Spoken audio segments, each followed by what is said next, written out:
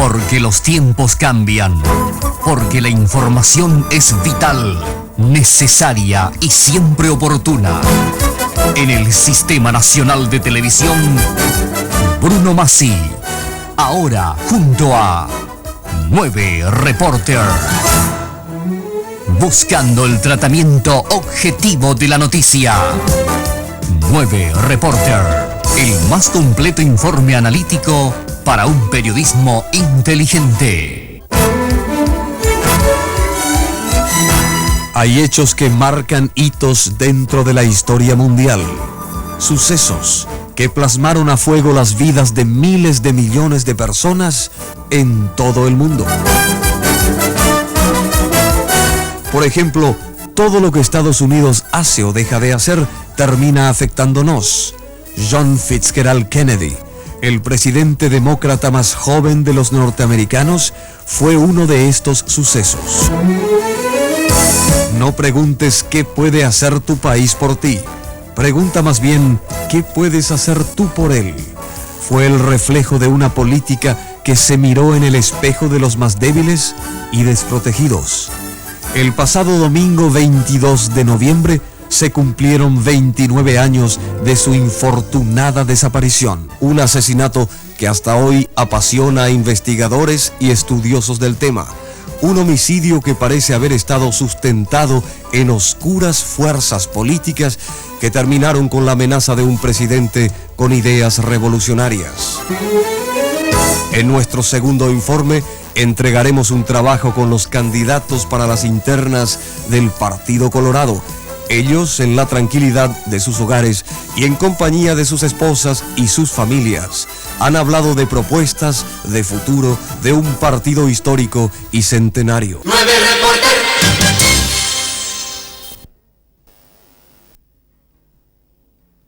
Tengan ustedes muy buenas noches. No son pocos aquellos estudiosos que aseguran que la libertad de prensa es uno de los principales medidores para calibrar la madurez de las instituciones ciudadanas. La libertad de prensa responsable es también el termómetro perfecto para medir el respeto al disenso y a la diferencia. La censura en nada ha contribuido a los pueblos a construir una historia rica en libertad y justicia social. Por eso hoy estamos de regreso aquí en nuestra casa, el Sistema Nacional de Televisión, con un programa inaugural que nunca debió estar fuera del aire, con nuestros primeros informes que buscarán la honestidad en la noticia. Esperamos no defraudarlos en esta serie que la iniciamos hoy, con respeto y cariño a la opinión pública del país. Y a propósito, ustedes sacarán sus conclusiones. ¿Quién era John Fitzgerald Kennedy? ¿Cómo pudo haber influido tanto su vida dentro de la política de los Estados Unidos y dentro de los trazos de las conducciones mundiales? John Fitzgerald Kennedy nació en Brooklyn, Massachusetts, en 1917. Fue hijo de Rose Kennedy y del millonario de origen irlandés Joseph Kennedy, quien también desempeñó funciones diplomáticas en Londres como embajador del gobierno norteamericano ante Gran Bretaña. La infancia de John y de sus hermanos Joseph, Edward y Robert fue marcada por la ascendencia de su madre Rose, una dama muy culta, católica, ambiciosa y muy inteligente. 9 Reporter.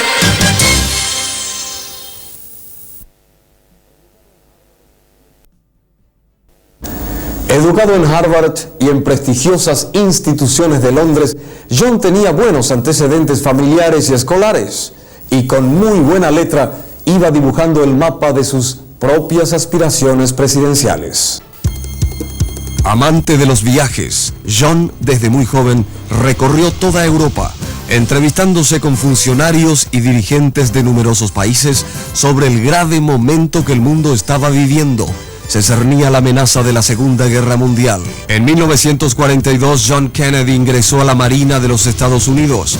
Promovido a oficial, no tardó en marchar al frente y luchó en el Pacífico, con muy buena actuación.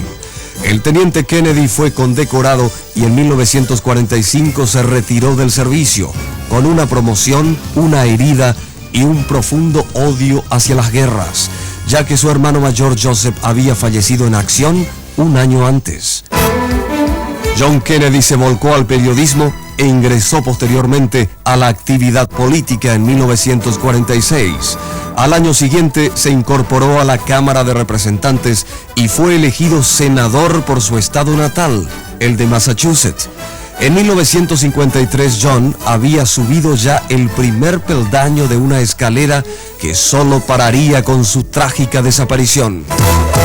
En 1954, John contrajo nupcias con Jacqueline Bouvier, joven y atractiva norteamericana muy inteligente. No tardaron en nacer poco después sus hijos John Jr. y Caroline, quienes acrecentaron la familia Kennedy Bouvier. Nombrado senador en 1952, JFK aplicó acertadamente sus conocimientos de historia y ciencias sociales. El 15 de julio de 1960, a los 43 años de edad, y con el apoyo de todo el clan Kennedy, John fue elegido candidato del Partido Demócrata en el Coliseo de Los Ángeles. 9.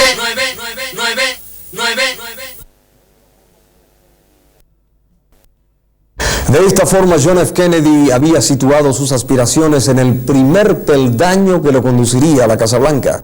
Su destino, de algún modo, se estaba cumpliendo.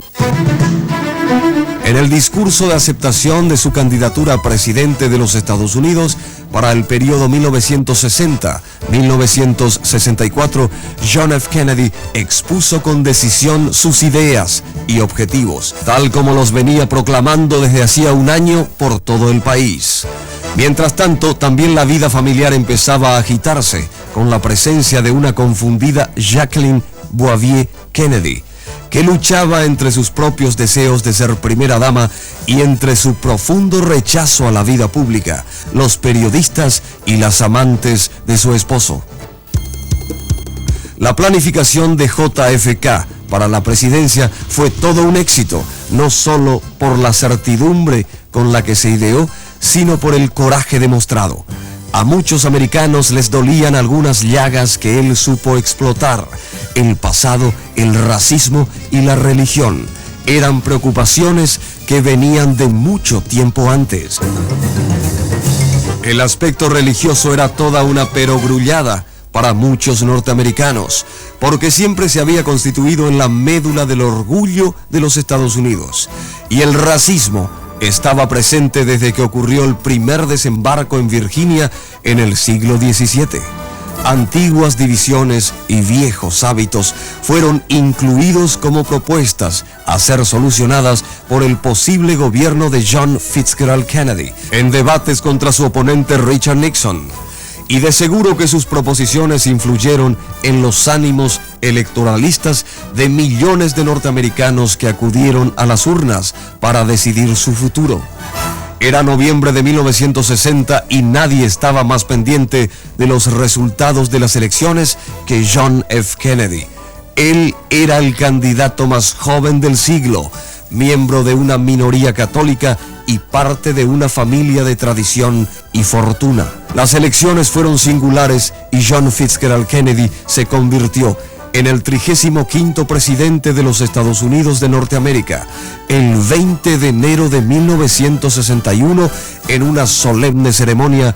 Kennedy prestó juramento. El presidente John Kennedy tuvo el gran papel de ser el portento del cambio generacional en los Estados Unidos, del cambio de pensamiento, de, como él mismo llamó, de tomar la antorcha de las generaciones anteriores para llevarlas ante los desafíos del futuro.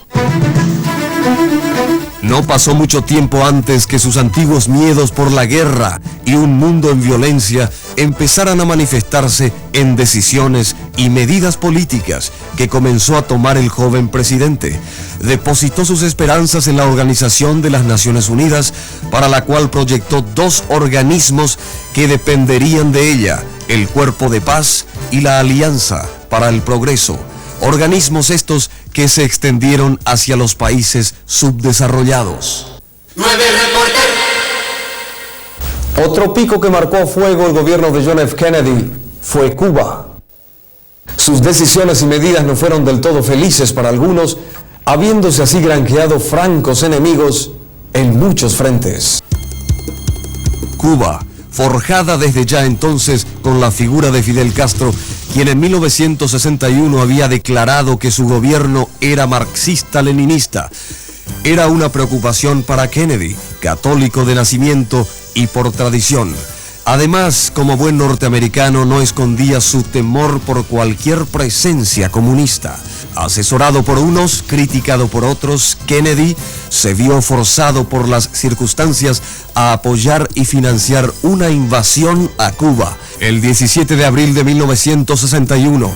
Sin embargo, llegado el momento, retiró su apoyo al desembarco realizado, lo que culminó con varias muertes y un gran escándalo internacional, que le costara el retiro del apoyo de muchos sectores norteamericanos indignados por lo sucedido.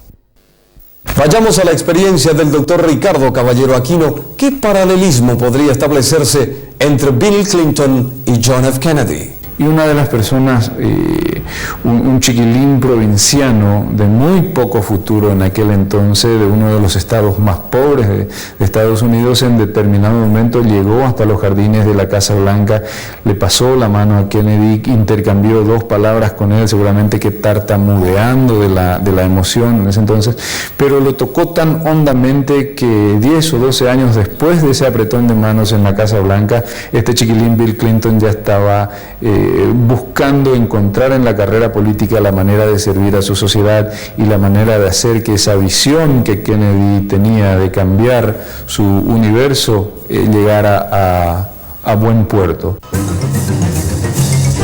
El 25 de septiembre de 1961, Kennedy estableció 2 importantes principios en un discurso pronunciado: la capacidad internacional para salvaguardar la paz y el desmantelamiento de la capacidad nacional para provocar la guerra. Si Kennedy ya tenía enemigos, estas afirmaciones contribuyeron a ganar aún más de ellos, sobre todo aquellas personas que seguían con intenciones revanchistas y con sed bélica. Kennedy estaba dibujando aceleradamente su destino final. Organismos oficiales ya se agitaban, inquietos por las audaces medidas, determinaciones y la política de este joven estadista. Sin embargo, 1962 no tardaría en llegar con una conferencia en Ginebra sobre el desarme. La conferencia se desarrolló irregularmente por la constante provocación rusa y porque Cuba se había convertido en una base nuclear. Todo esto conducía apresuradamente hacia las tinieblas. Sin embargo, Kennedy mantuvo la calma y la firmeza estuvo de su parte. Gracias a esto, nació el primer logro. Washington y Moscú quedaron irremediablemente unidas a través de una línea telefónica directa. Igualmente firmaron un acuerdo sobre proscripción de ensayos nucleares. 9 reporteros. Vayamos también a la vida personal de John F. Kennedy. Vinculado a muy bellas mujeres, este joven, apuesto y poderoso presidente norteamericano, según se comentaba, tenía deslices. Gustaba de muchas aventuras amorosas y una de ellas la mantuvo por muchísimo tiempo con Marilyn Monroe. A comienzos de 1962, tanto el FBI como el Servicio Secreto tenían conocimiento de las relaciones de John Kennedy con Marilyn Monroe. Las 2 agencias sabían que en varias ocasiones Marilyn había ingresado en la clínica psiquiátrica Payne Whitney de Nueva York y salido de ella en un inútil esfuerzo por quebrar su dependencia de las píldoras somníferas y el alcohol. Pero a pesar de sus adicciones y problemas personales, la relación de Marilyn con el presidente continuaba. Testimonios biográficos recogidos en un libro publicado por David Heyman dan cuenta de que Marilyn estaba loca por Jack, como llamaban a Kennedy sus más allegados. Marilyn ideaba todo tipo de fantasías demenciales, consigo misma en el papel de estrella. Creía que tendría hijos con él, que ocuparía el lugar de Jackie como primera dama. Lo que para Marilyn era un enorme significado simbólico, para él no representaba más que diversión. Pero ella se enamoró de verdad de él, o más bien se convenció de que estaba enamorada, lo que en definitiva era lo mismo. Se comentó que aquel fin de semana del 24 al 26 de marzo de 1962, ellos estuvieron juntos en la casa de Bing Crosby, en Palm Springs. La aventura volvió a repetirse el 19 de mayo, 2 días antes de que Kennedy cumpliera 45 años. Y desde luego se hizo famosa la fiesta de cumpleaños celebrada en el Madison Square Garden en Nueva York, donde Marilyn Monroe se apareció de piel desnuda y cuentas de collar, y robó el espectáculo con sus versiones resbaladizas y roncas de Thanks for the Memory y The Happy Birthday Song.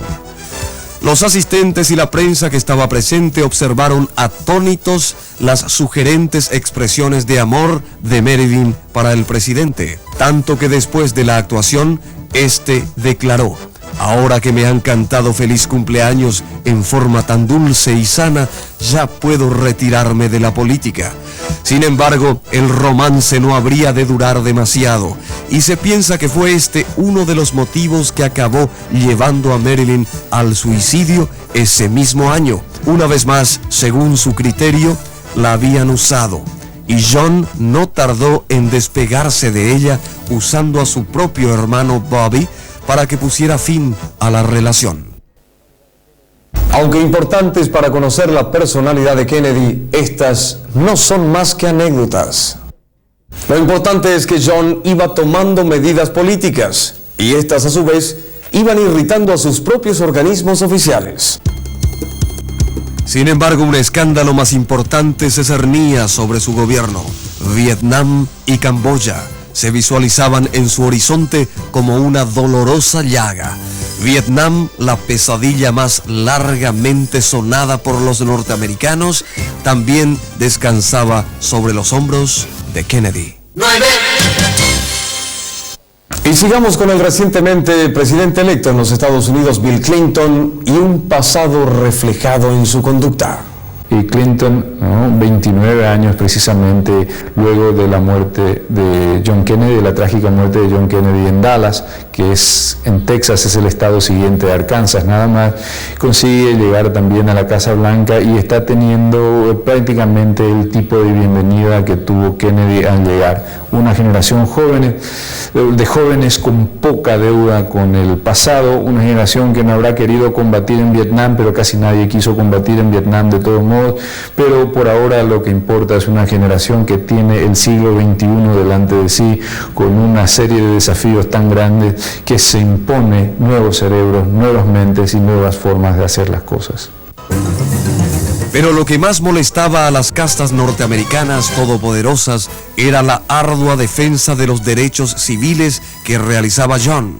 En uno de sus discursos llegó a afirmar: si los derechos de la Constitución norteamericana y los valores plenos de dignidad humana no están disponibles para cada norteamericano, muy difícil sería que tuvieran sentido para ninguno.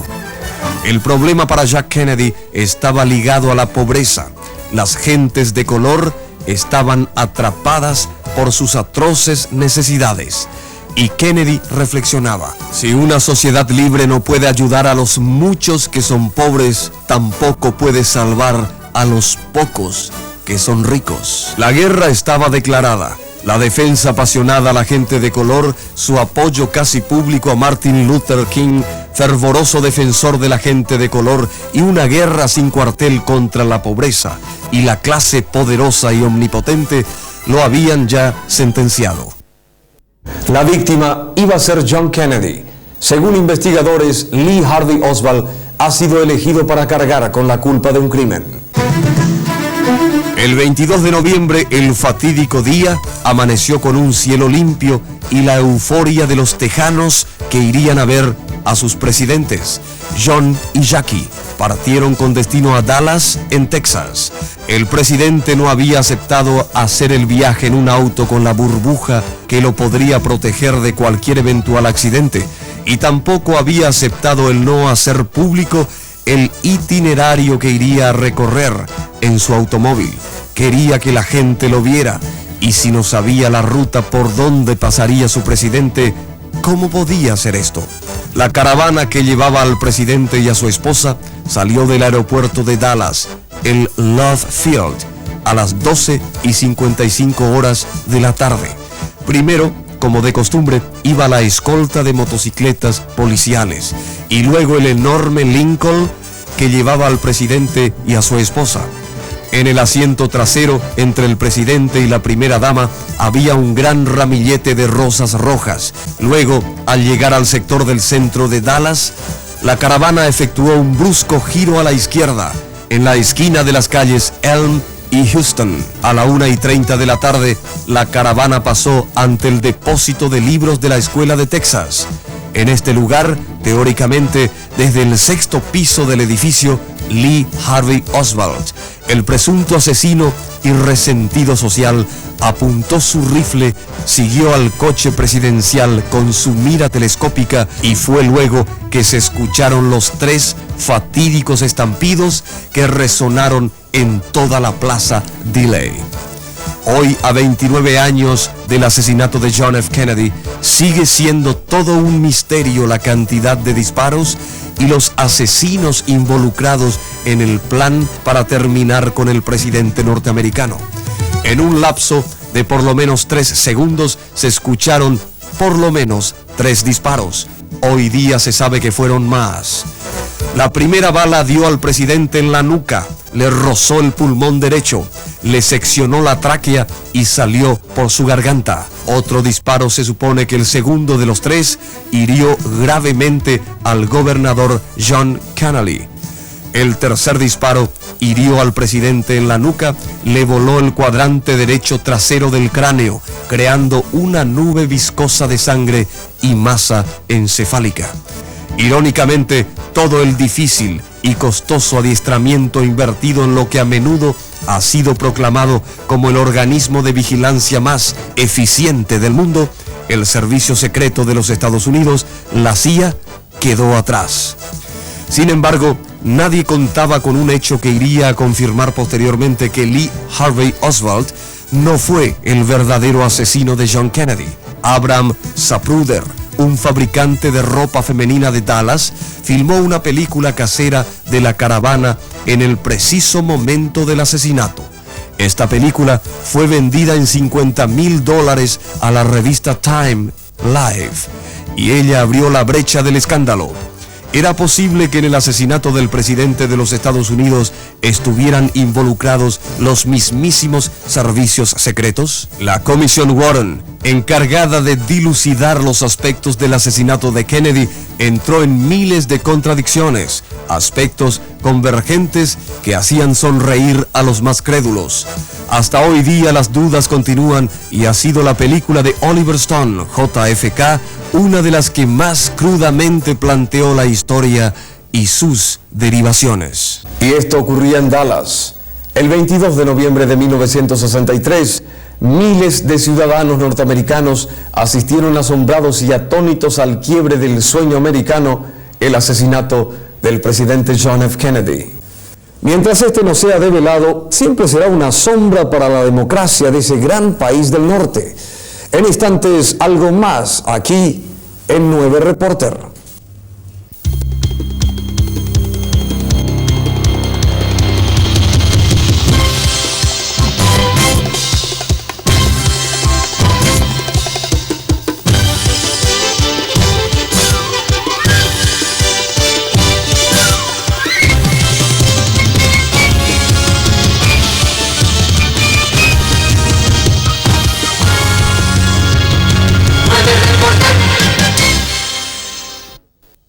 El centenario e histórico Partido Colorado está llegando a sus primeras elecciones directas, de las cuales saldrá el candidato que lo representará en las próximas presidenciales del año entrante. Nadie esperaba la andanada y el diluvio de acontecimientos que se llegaron detrás de este hecho, que debió de haber sido un suceso políticamente normal y casual. El Partido Colorado nació, como reza el acta de fundación, a indicación del general Bernardino Caballero y por iniciativa de José II de Cud. Este centenario movimiento político fue engendrado más como una reacción a la fundación en el mes anterior del opositor Centro Democrático o Partido Liberal. la Asociación Nacional Republicana se convirtió en el vehículo político del gobierno y de su presidente hasta la muerte de Caballero en 1912. Todo aquel que se preciaba de pertenecer a una élite política, cultural y económica militaba en el recién formado partido. Sin embargo, tan larga trayectoria no ha conocido hasta ahora, en este 1992, esa efervescencia que está viviendo la Asociación Nacional Republicana Partido Colorado. Las internas coloradas son lo más importante, más que el futuro de nuestro país. Es un momento de opciones, decisiones y el espejo en el cual el pueblo se está mirando. Los colorados han debido llegar a subsanar sus diferencias en las urnas y ante ellas han llegado 4 candidatos.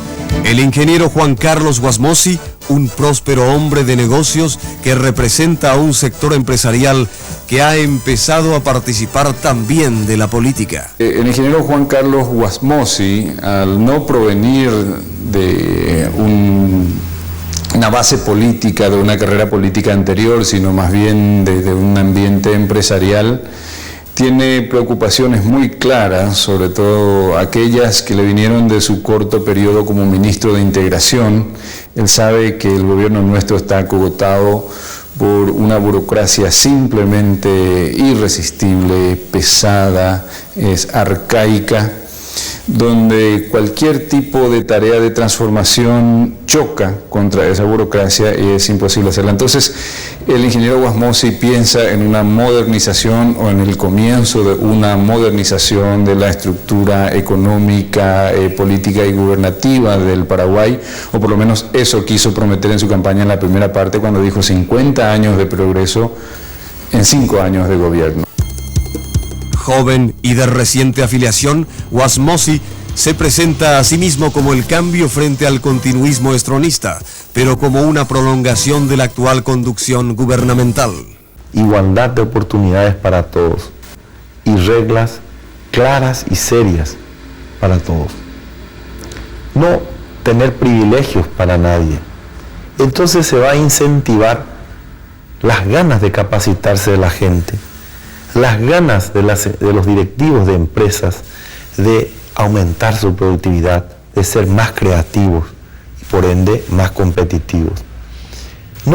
Que no piense el empresariado en que solamente tenemos que competir aquí regionalmente, sino pensar en el mercado internacional. Y tenemos todas las condiciones y muchas cosas donde nosotros podemos ser competitivos y somos competitivos, pero nos falta creatividad. Mucha gente dice hay que diversificar la agricultura, pero no es un problema de un día para otro. Tenemos que planificar, tenemos que tener créditos para aguantar esa diversificación agrícola. El ingeniero Juan Carlos Wasmosy, por otro lado, no hay que olvidar su tarea de líder en la transformación industrial más portentosa que tuvo el pensamiento económico productivo del Paraguay. Yo realmente toda mi vida he trabajado, nunca he sido empleado público. Este primer cargo que he ocupado ha sido de consejero de Estado, pero en una terna a propuesta del sector privado. Después fui ministro y, en fin, traté de ayudar, de colaborar con el señor presidente de la República y con otros colegas que también integraban el gabinete.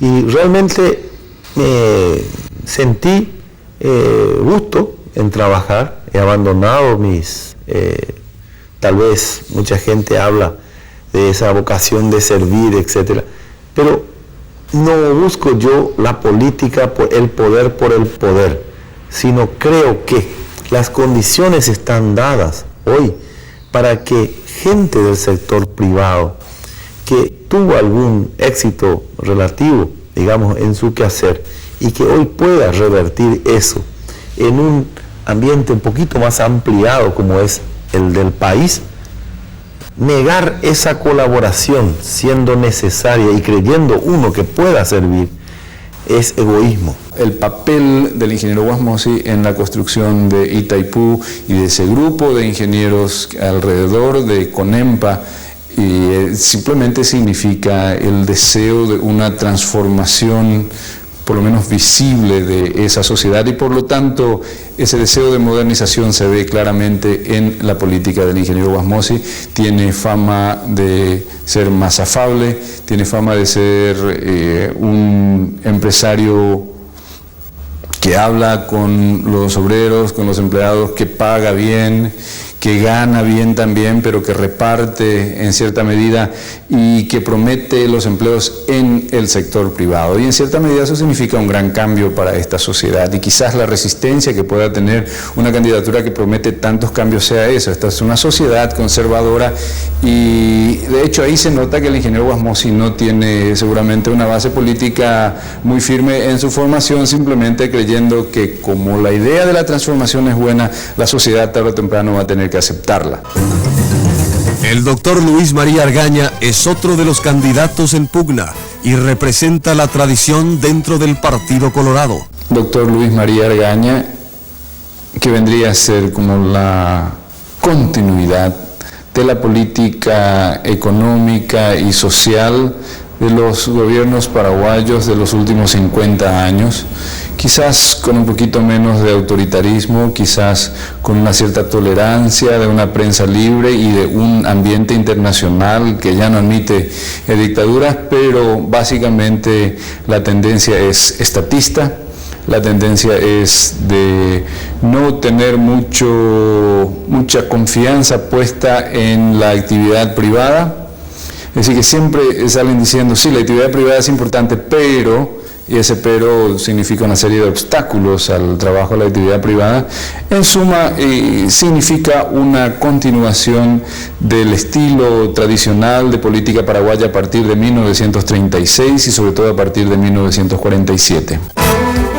Argaña se presenta como el cambio ante la actual conducción política, aunque varios exponentes de su movimiento han reconocido vinculaciones con el pasado gobierno estronista. Strone, yo tengo una opinión que la dije a los 10 o 12 días del golpe. Para mí Strone durante 30 años fue un buen gobernante. Luego cayó dentro de una rosca que evidentemente perjudicó su labor de gobierno. También los años le traicionaron y evidentemente sus últimos años fueron malos años que justificaron la necesidad de un cambio en un momento dado. Sin duda es un hombre sagaz, un hombre inteligente. Nadie gobierna 36 años a un país si no tiene la taumaturgia de saber tratar a los hombres y a las personas. El doctor Luis María Argaña significa una continuidad de la política económica paraguaya del último medio siglo. Con él estamos hablando de aferrarse a la estatización. Él está en contra de las privatizaciones, está a favor de los monopolios estatales, está a favor de lo que en la doctrina colorada misma se llama la intervención estatal en la actividad privada, que sigue vigente como principio fundamental de la doctrina colorada en los estatutos, incluso elaborados tan solo el año pasado en una asamblea de ese partido, y en ese sentido es la persona más conocida. Por eso no sorprende su gran popularidad entre los sectores de esta sociedad paraguaya, que es muy conservadora, muy reacia al cambio, y que a pesar de que la situación actual no haya demostrado ser lo mejor que pudo ser en materia de productividad, la gente en general sigue aferrada a esa porque es lo conocido. Yo pienso que significamos una esperanza para el pueblo paraguayo, especialmente para el pueblo campesino, que es el pueblo más abandonado de nuestra república, y ven en nosotros que hay realmente una sensibilidad humana y una sensibilidad patriota por lo que pasa al campesino agricultor. Ese pueblo humilde lo que necesita es comprensión de sus problemas. Por eso lo primero que tiene que hacer quien pretenda gobernar un país es hacer lo que hicimos nosotros y no lo ha hecho hasta ahora ningún candidato, que es conocer la realidad paraguaya. Para conocer la realidad paraguaya hay que estudiarla, de acuerdo a eso hay que hacer un diagnóstico y luego establecer las posibles soluciones o los remedios. O sea, aquí no es un problema de caridad, es fundamentalmente un problema de amor. Hay que tener una sensibilidad y querer realmente a nuestra patria, querer a nuestro pueblo, querer que termine la corrupción y que vivamos un país de hermanos. 9 Reporter. El licenciado Díaz de Vivar es otro próspero empresario, aunque con más tradición política que su colega oponente. Es más difícil encontrar, es muy clara la diferencia entre la doctora Argaña y el ingeniero Guasmosi. Es más difícil encontrar una diferencia entre el ingeniero Guasmosi y el licenciado Gustavo Díaz de Vivar. Prácticamente ambos tienen un programa económico común. A pesar de que Díaz de Vivar tiene 1 o 2 años más de política activa que Guasmosi, su origen primordial sigue siendo empresarial y por lo tanto interesados ambos en la actividad privada, interesados ambos en el mercado o en un principio de mercado en el Paraguay y en la búsqueda de lo que se podría llamar la modernización, un Estado más pequeño pero más eficiente, capaz de cobrar impuestos, capaz de tener fronteras, capaz de hacer que los gastos sociales puedan incrementarse por la sencilla razón de que un Estado más eficiente puede recaudar más. Presidente del Senado, Díaz de Vivar se presenta como la alternativa ideal para salvar al Partido Colorado y como el cambio ante la actual conducción política gubernamental, no obstante haber apoyado inicialmente al gobierno en el poder. La gente que está actualmente en el poder busca perpetuarse en el poder, busca proseguir con sus prebendas, busca proseguir con sus negocios, busca, pues eso, alargarse en el tiempo. Las diferencias entre Guasmosi y Díaz de Vivar no son muy grandes en materia de política económica.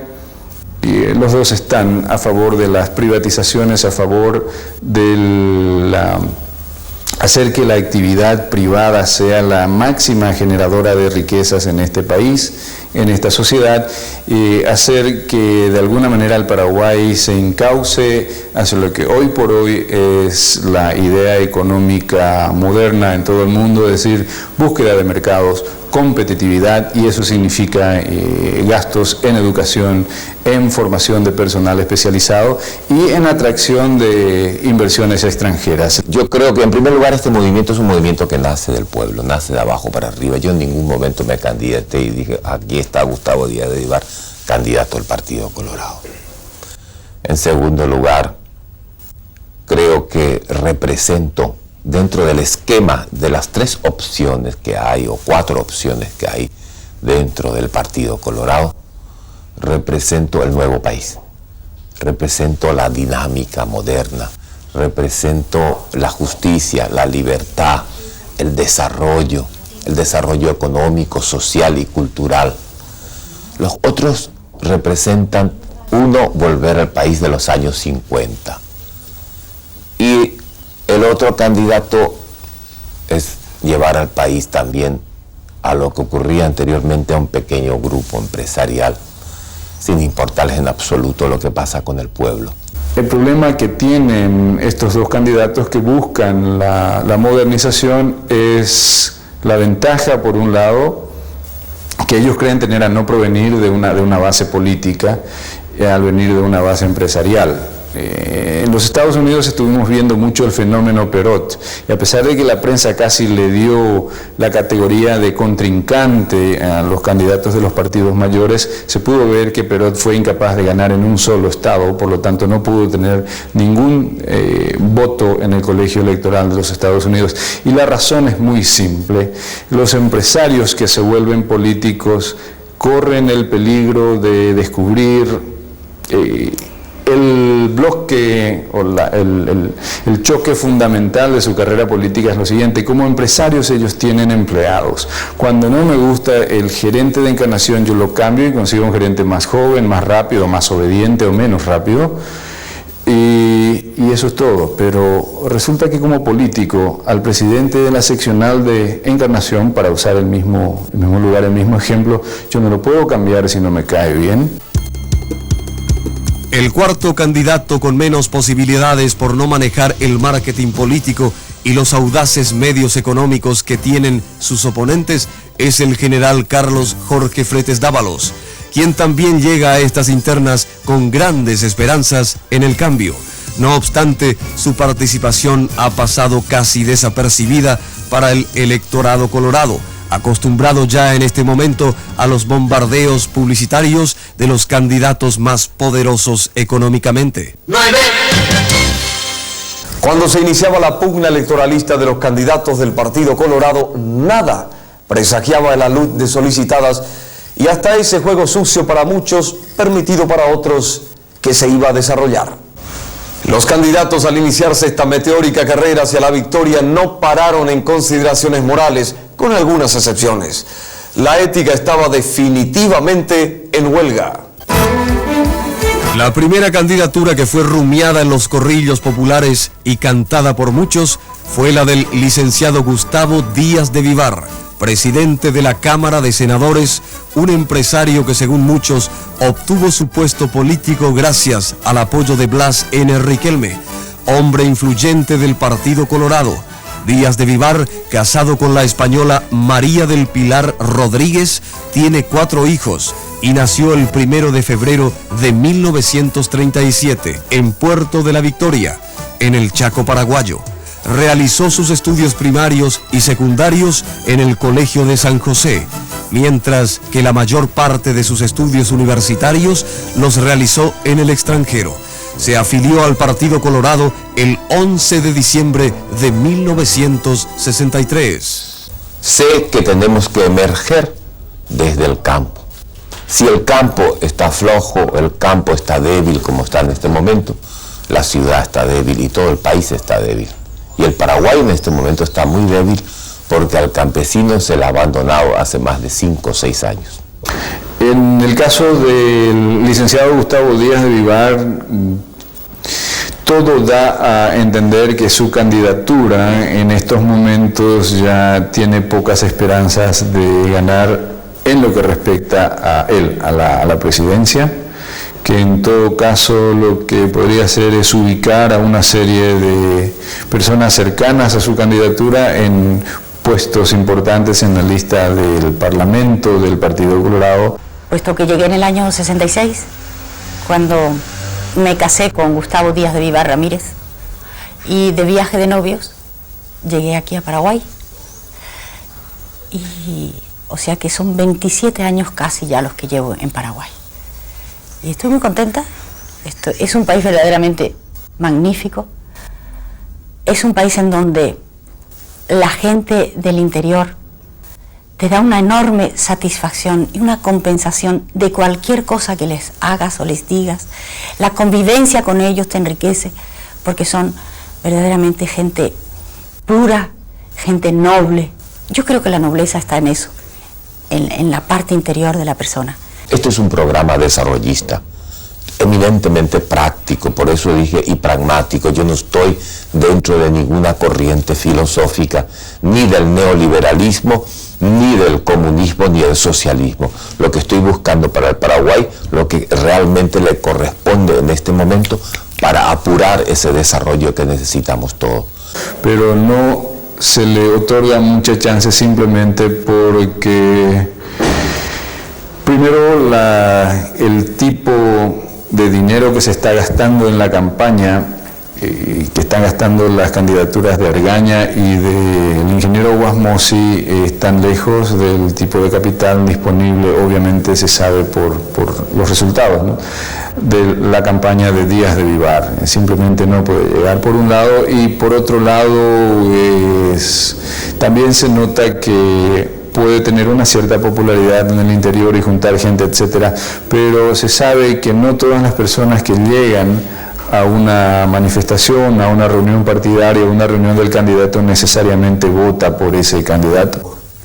Bueno, cuando empezó la campaña de precandidatura de Gustavo, me dijo ¿por qué no organizas alguna acción que te parezca buena y que sea, digamos, sobre todo una especie de tarjeta de visita para que se vea que la acción social bien llevada en función de precandidatura o de proselitismo, si es tanto así en función de gobierno, puede ser mucho más. O sea, era una especie de ensayo de cómo podría ser. Entonces pensé un poquito y me puse a trabajar en ello y creé la Secretaría de Acción Social para coordinarla, pero en donde todo el equipo fuese totalmente horizontal. Cada uno tiene su responsabilidad, cada uno responde por lo que hace.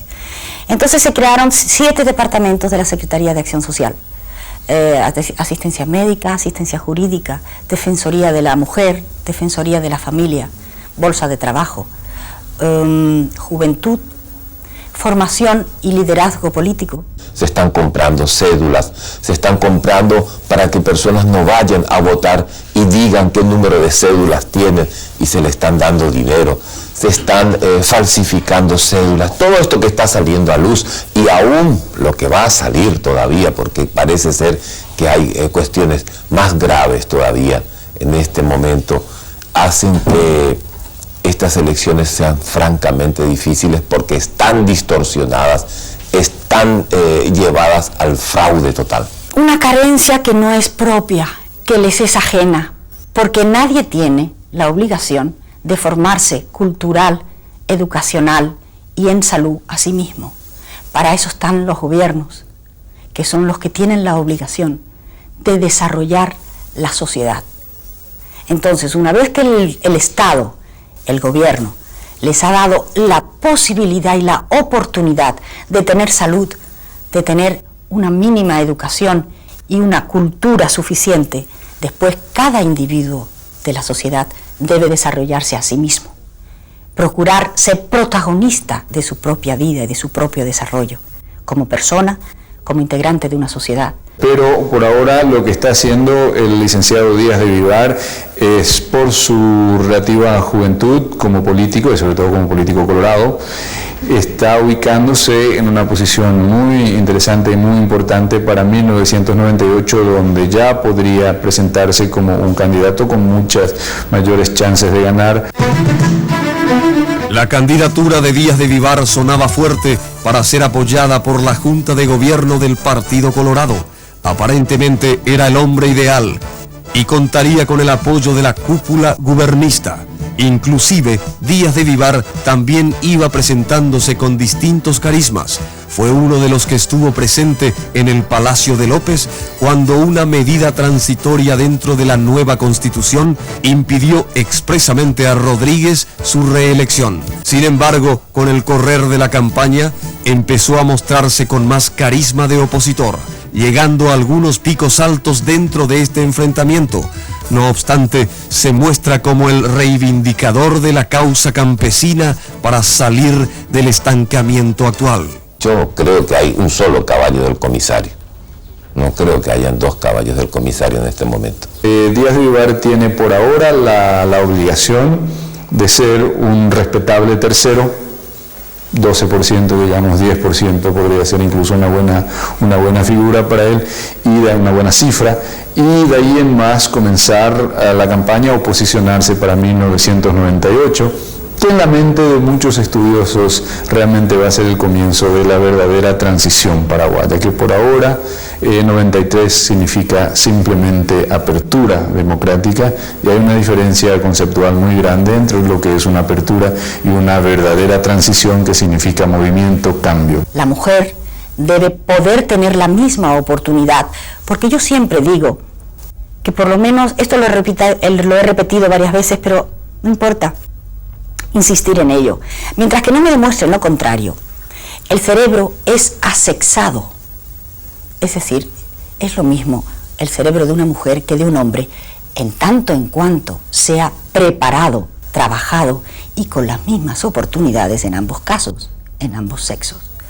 Por tanto, una mujer a la cual se la cuida desde pequeña en su cultura, en su educación, en su salud, puede llegar al mismo plano intelectual que un hombre.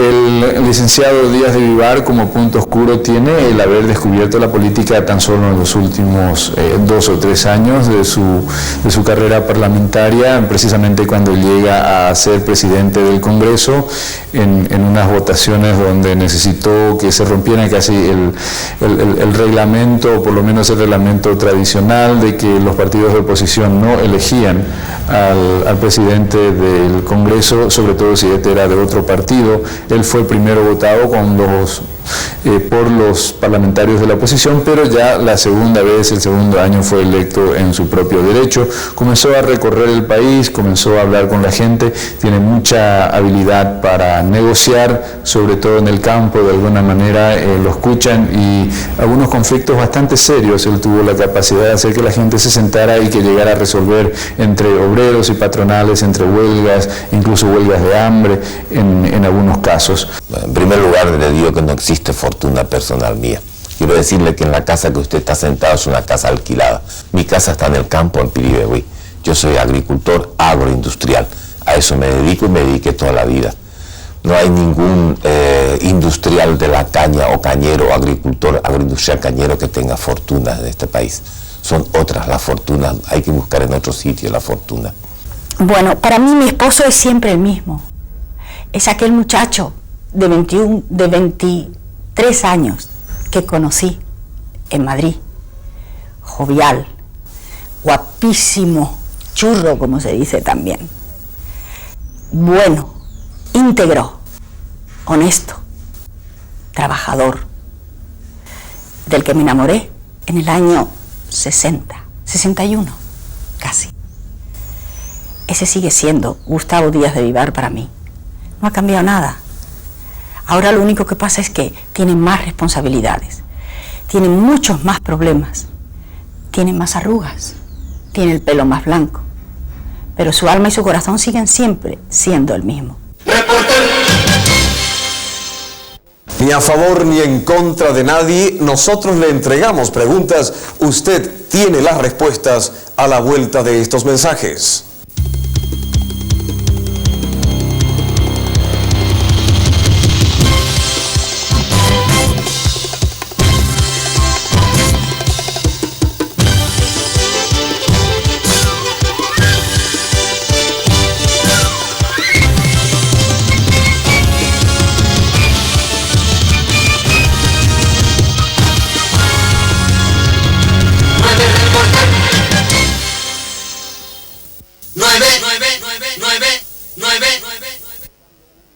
En la noche de hoy, 9 Reporter les está acercando un material inusual, un recuento nacional e internacional para que ustedes saquen conclusiones.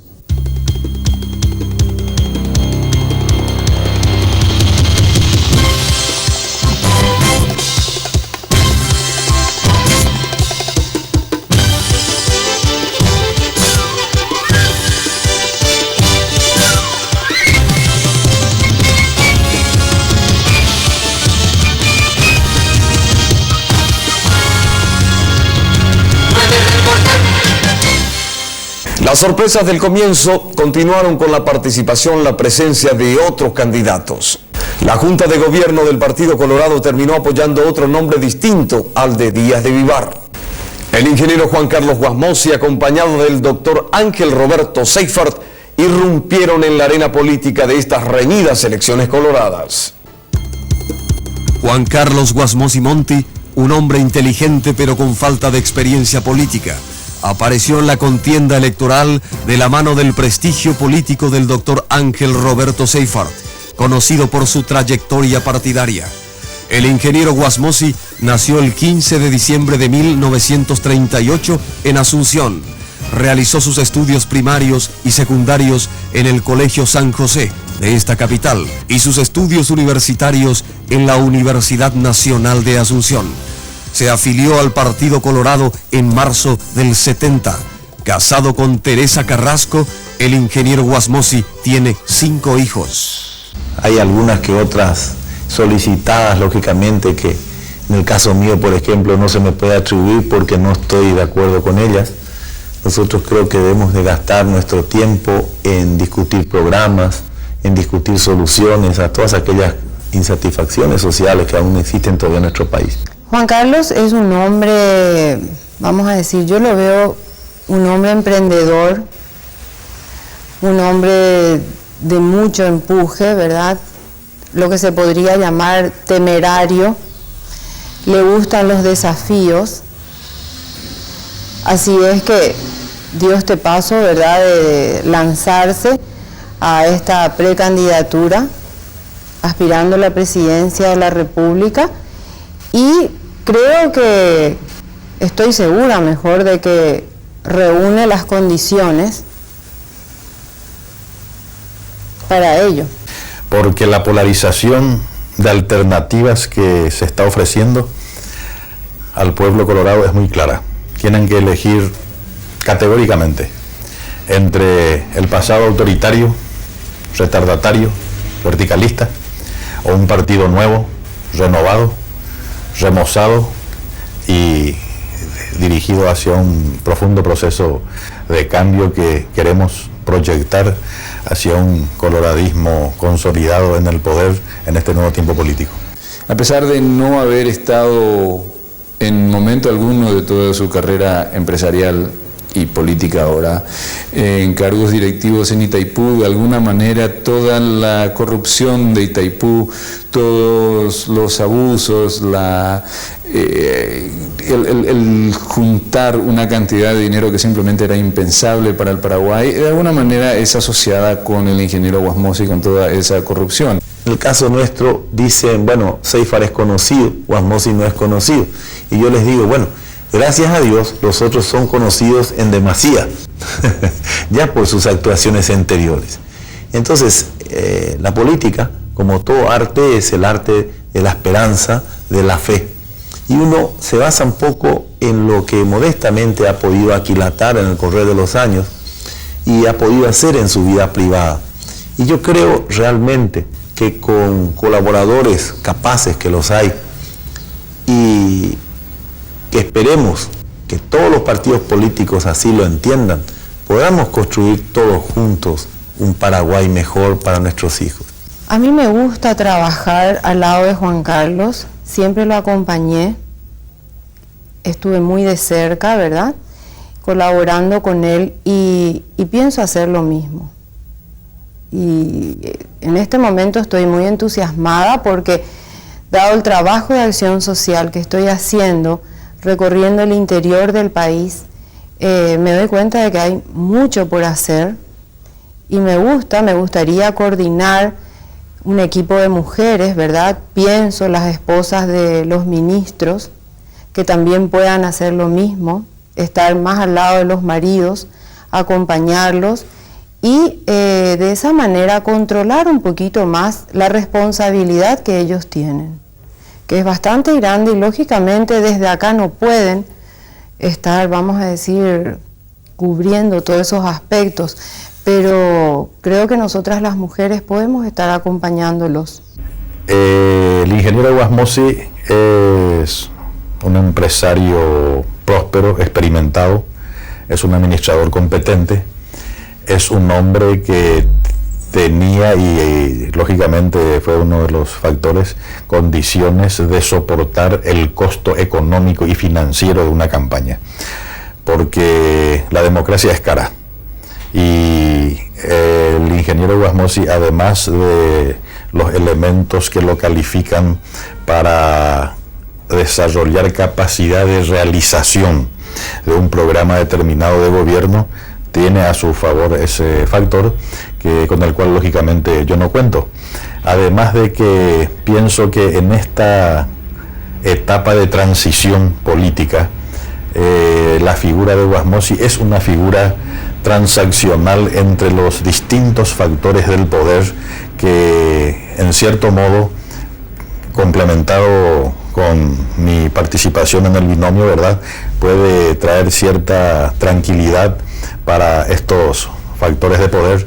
Me estoy refiriendo no solo a factores políticos, sino también a las Fuerzas Armadas, al empresariado, a sectores laborales, de manera que estamos integrando, yo creo que un binomio que en ese sentido, además de capacidad de realización como posibilidad, gubernativa, ¿verdad? En el caso que tengamos que seamos gobierno, estamos complementándonos de una manera tal que podemos, digamos, ser un punto de convergencia transaccional para distintos factores de poder que lógicamente cuya participación es muy importante para la culminación exitosa de este proceso de institucionalización democrática.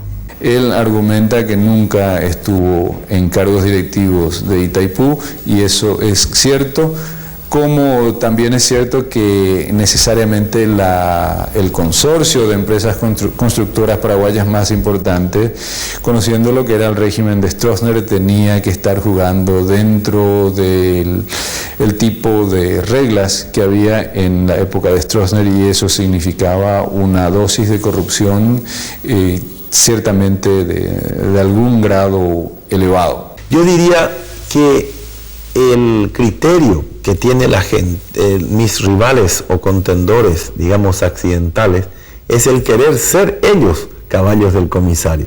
No tengo la culpa que nuestra propuesta o nuestra dupla sea del agrado de la gente del gobierno. Lo que yo estoy haciendo es acción social recorriendo las escuelas del interior del país y los centros de salud, un poco para conocer el estado en que se encuentran, ¿verdad?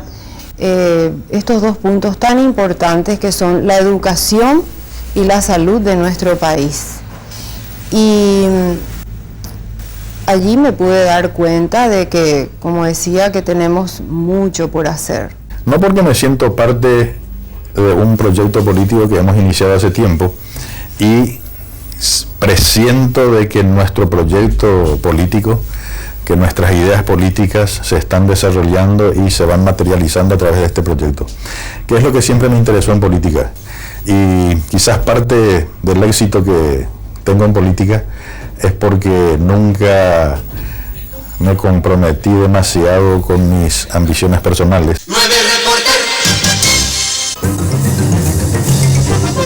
Embanderado en una política aperturista totalmente contraria a la que sostiene su rival coyuntural, el ingeniero Wasmosy defiende abiertamente la integración económica regional. Además, es partidario del achicamiento del Estado y promueve la privatización de numerosos entes estatales, no solo los deficitarios. Yo le diría que no pienso que deben de votar por mí. Lo que yo instaría es a que la gente tenga conciencia del valor de su voto y vaya a votar por quien le ofrezca mayor confianza, en quien tenga fe, en quien tenga, digamos, una ilusión de que va a hacer bien las cosas.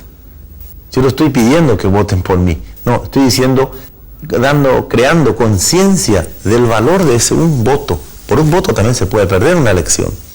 Entonces, el ciudadano tiene que tener conciencia de la importancia y de la obligación cívica que tiene de ir a votar.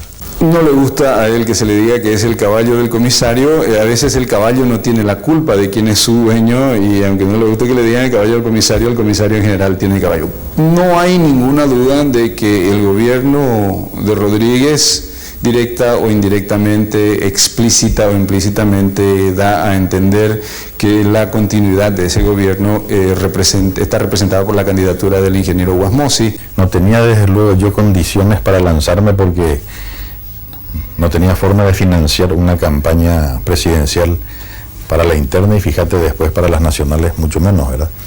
Y por otra parte, no creo que este periodo constitucional sea todavía mi momento. Gobernar es una cuestión muy seria y hay que formar fundamentalmente un equipo humano, un elenco gubernativo con capacidad realizadora, que es lo fundamental, porque en la democracia ni personalmente ni como partido político no podemos darnos el lujo de fracasar. Y digo, repito, hay mucho por hacer porque debemos apoyar todas esas instituciones que hoy vemos que están apoyadas por esos padres de escasos recursos que están luchando porque sus hijos tengan por lo menos un mínimo de educación. Eso es todo un ejemplo para nosotros, ¿verdad? Eso nos alienta y nos demuestra que a ese interés de esos padres de recursos tan limitados, nosotros debemos sumarnos.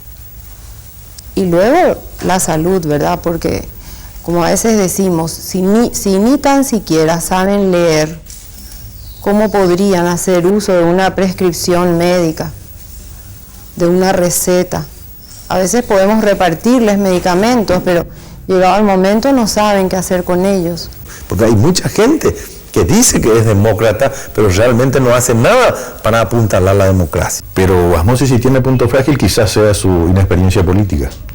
Él es un hombre más bien cándido, espontáneo, y quizás pueda ser un poquito más calculador con el político para que sea completo. Se ha perdido la credibilidad, eso noto, en nuestra gente muy, muy humilde, de bien adentro, ¿verdad?, en nuestro país. Quieren volver a creer. En este momento se podría decir están un poco escépticos, temerosos. Entonces es el momento de demostrarles, ¿verdad?, cuál es el sistema de trabajo que uno quiere emplear más adelante siendo gobierno, ¿verdad? No ya con promesas, sino dándole una respuesta inmediata en este momento a parte de sus necesidades. Es que vamos a pretender transformar las condiciones del desarrollo económico, social y cultural del país de manera a que eso pueda proyectarse en una etapa histórica, partiendo de la base de que pueda tener continuidad nuestro proyecto gubernativo a través de futuros gobiernos colorados. Pero esa transformación, ¿verdad?, es lo que queremos producir en 5 años, de manera a que el derrotero del crecimiento económico y social del país pueda quedar bien marcado, pueda, digamos,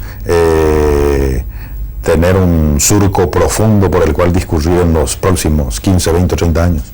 Y lo que me llama poderosamente la atención y me gusta de nuestra gente es que quieren trabajar en las comunidades, quieren hacer un solo cuerpo, unirse todos y hacer ese famoso trabajo que ellos llaman minga, ¿verdad? Entonces, por ejemplo, en un lugar piden, nos hace falta un transformador, pero con el transformador solo no hacemos nada. Preferimos, en este primer momento en que ustedes nos ofrecen una ayuda, cables. Nosotros vamos a hacer el extendido y luego vamos a ver si está dentro de las posibilidades acercar un transformador.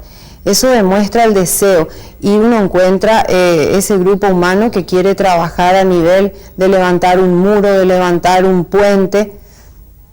Así que se ve nuestra gente ávida de querer volver a creer en alguien, ¿verdad? En la plataforma electoral de Wasmosy, esboza la necesidad de dotar de tierras a todos los campesinos, así como el otorgamiento de asistencia técnica y crediticia para lograr una reforma agraria completa. Sin embargo, no menciona ni entra a detallar nada sobre el seguro social al campesinado. Wasmosy está pagando caro su postulación a la presidencia de la República por el partido oficialista. Sumado a su poca trascendencia política, se ha agregado una imagen íntimamente ligada a negociados en la construcción de la represa de Itaipú. Una sutil diferencia caracterizó, sin embargo, a esta corriente dentro del Partido Colorado. Desde el comienzo, la maquinaria propagandística enfatizó la fuerza de la dupla Wasmosy-Seifert, a diferencia de otras individualidades. 9 reporteros.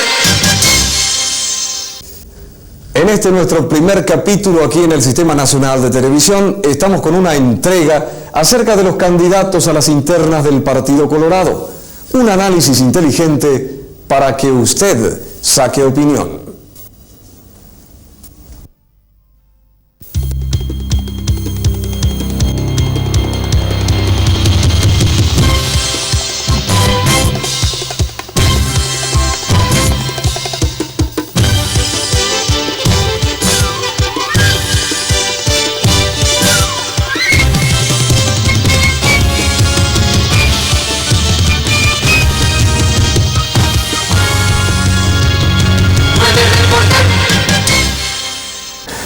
Iban sumándose las apariciones. El doctor Luis María Argaña fue otro candidato cuyo nombre sonaba desde hace tiempo. Expresidente de la Corte bajo el gobierno de Stroessner, ex canciller en el gobierno de Rodríguez, su perfil político se mostraba más que interesante, con carisma de opositor al gobierno actual.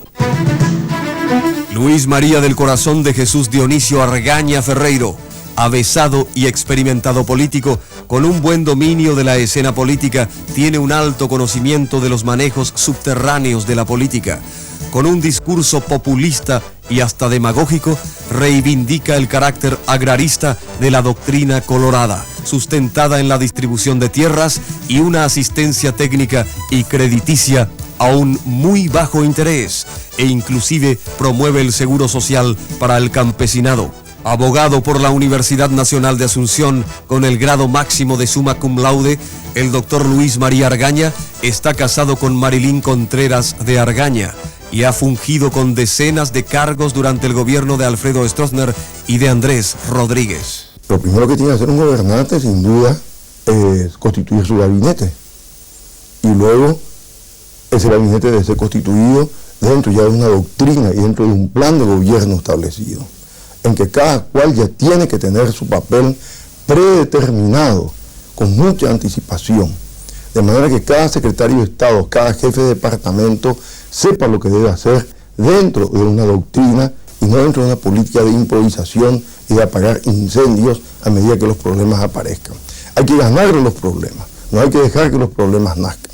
El doctor Luis María Argaña es un político capaz, realmente es el único político que está buscando por ahora en su partido la nominación presidencial, y él tuvo la gran capacidad de juntar alrededor suyo a todo el descontento con este régimen, un descontento que, exacerbado en parte por la libertad de opinión y de expresión, cualquiera que tenga un teléfono público cerca puede levantar y hacer pública su protesta y entrar a cualquiera de los medios de comunicación. Si algo tenemos en el Paraguay del presente es casi, yo diría, parece una contradicción, pero un exceso de libertad de prensa hasta el punto de que cualquiera llama y cuenta hasta sus problemas personales y trata de que esos problemas personales pasen como problemas nacionales de urgente resolución.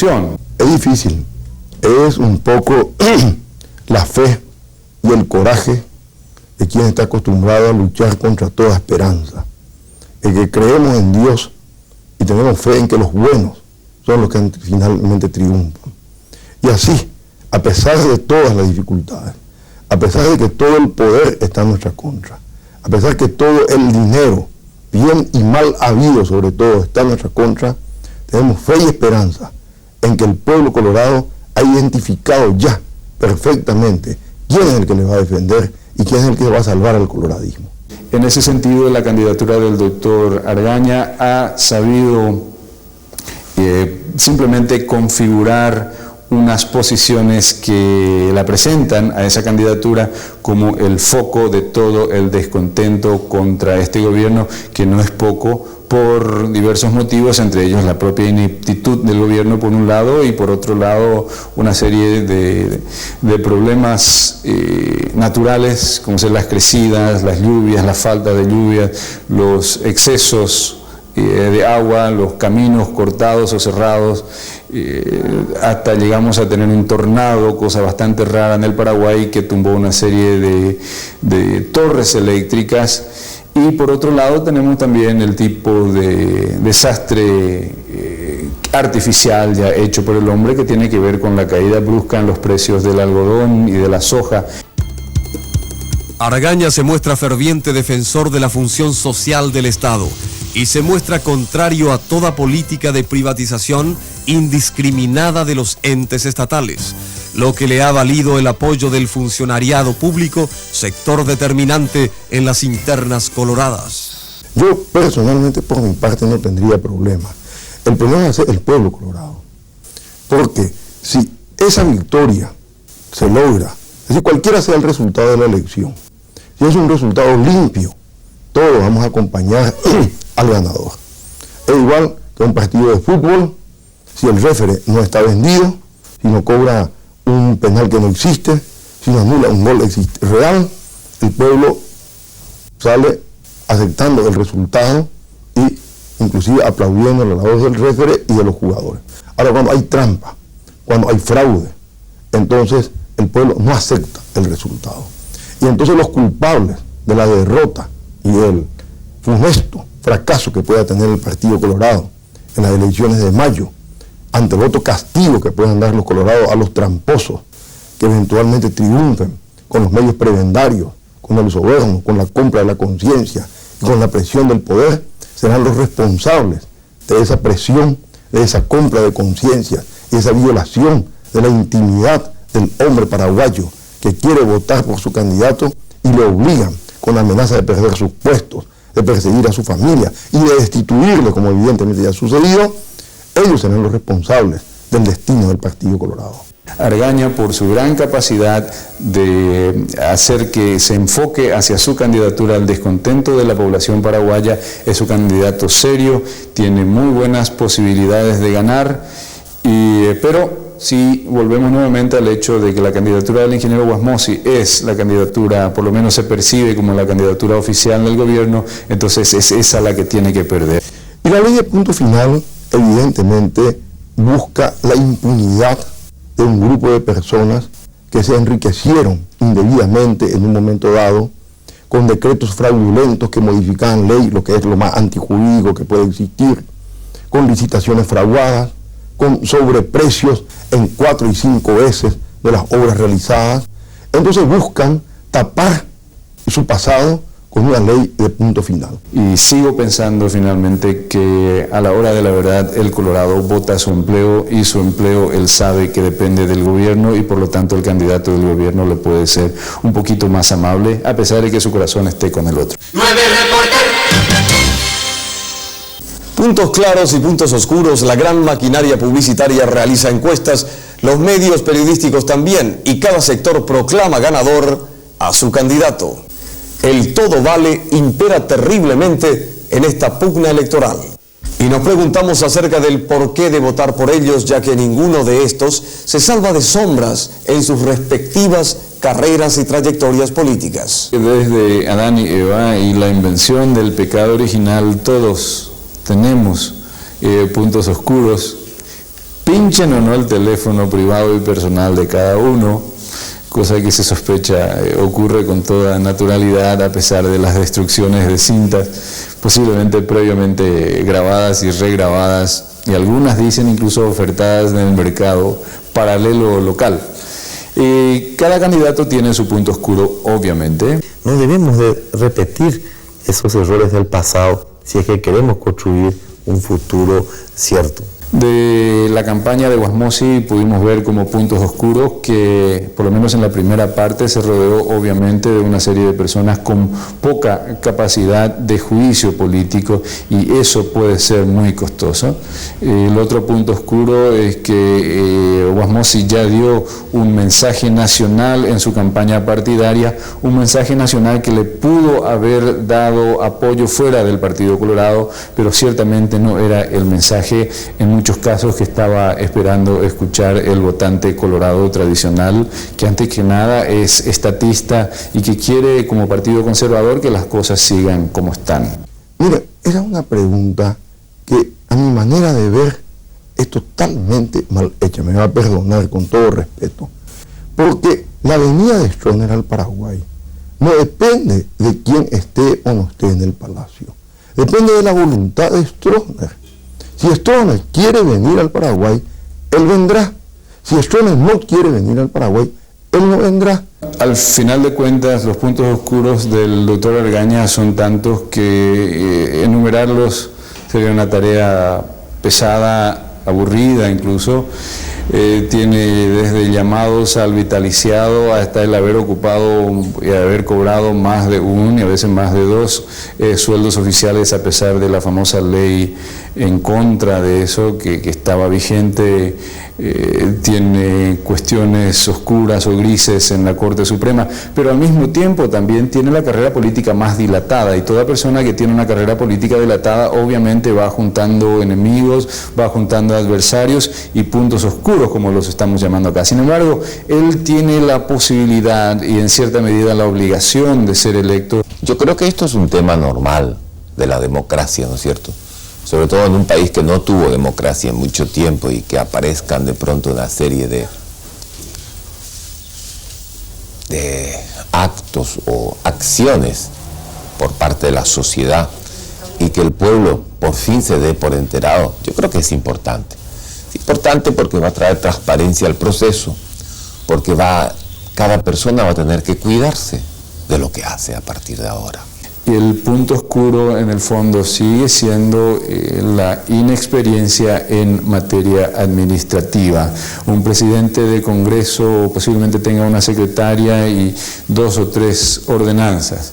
Un presidente de la República tiene 50.000 empleados directos y 130.000, si no empleados, funcionarios que dependen de él. Y entonces la capacidad administrativa que como empresario dice tener realmente no fue testada todavía en el campo político. Tenemos que hacer un examen de conciencia todos, si esto es lo que creemos va a consolidar este proceso democrático, o lo que realmente se busca es que aquí haya un libertinaje, un caos, y que se obstaculice este proceso democrático.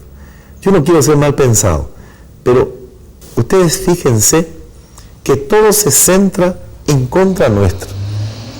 ¿Eso qué quiere decir? Que se sienten peligrosos.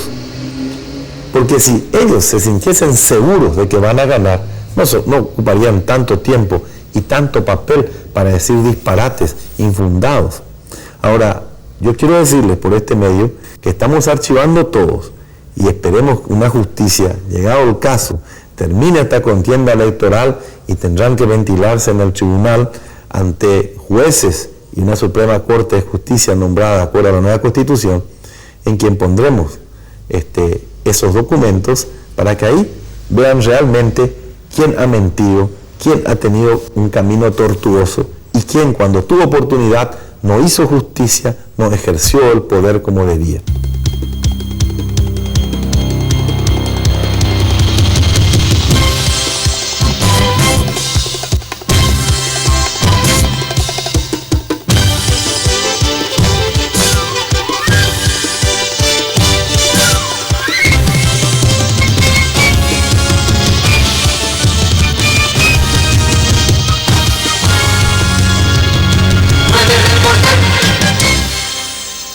El juego no ha terminado, hasta podría afirmarse que ha empezado recién. Mientras el pueblo asiste atónito con la boca abierta ante este desparramo inusual de ataques y defensas, y muchos se preguntan qué clase de candidato ofrecerá el Partido Colorado en el 93. Y la duda que no deja de flotar es si nuevamente el Partido Colorado pagará un precio caro con relación a su participación en estas internas donde todo vale. El voto castigo que recibieran las últimas elecciones municipales, el centenario, el legendario e histórico Partido Colorado, es todavía demasiado reciente. Buenas noches, muchas gracias y hasta el siguiente miércoles aquí en el Sistema Nacional de Televisión. 9 Reporter.